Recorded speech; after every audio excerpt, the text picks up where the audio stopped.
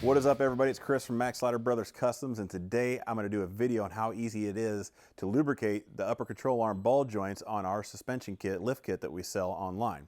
What we found is our installation video missed one key component that the written instructions have, and that is to lubricate the ball joint with a specific lube so it prevents it from squeaking and making noise sometime down the road. So I'm going to show you how easy it is to do. Why don't you watch me?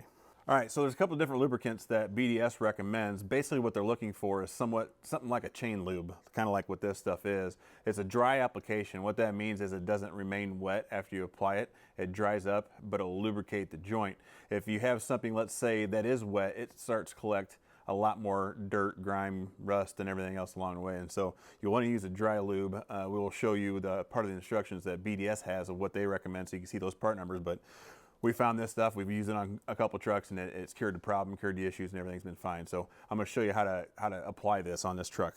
So the first thing I want to do is, you can see here's the top of the upper control arm, and your ball joint is within here. And so you're going to pop this lid off, and there's a couple tabs on this lid, and I'll show you when I get it off, of kind of where you want to get your screwdrivers at. But sometimes they pop off real easy, and sometimes it takes a little bit of a challenge, but they'll always come off. You can see this one's moving, so let me work on getting it off. There's an O-ring in here, and that's what's holding it in.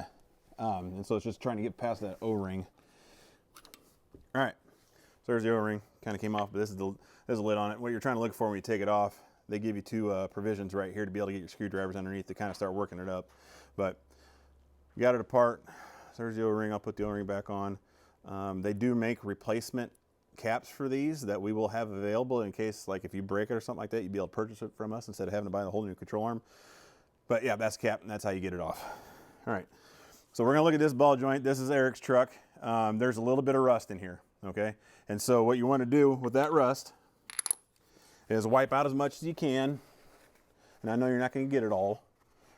There may be some dirt, grime, or whatever else in there also, but wipe it out. And what I like to do is just get a little bit of if you have a compressed air hose, and blow it out. Ah, you can see it.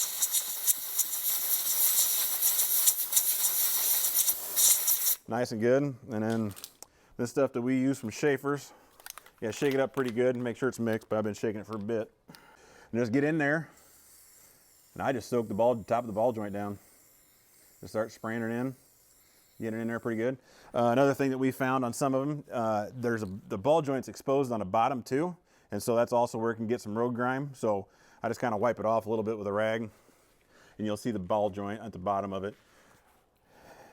And just you can either spray it directly on there, or you can put it on a rag if you want, and just try to get it on that bottom part of that ball joint to get it lubed up, a little thin layer on there. And then once you're done applying it, you just take your cap.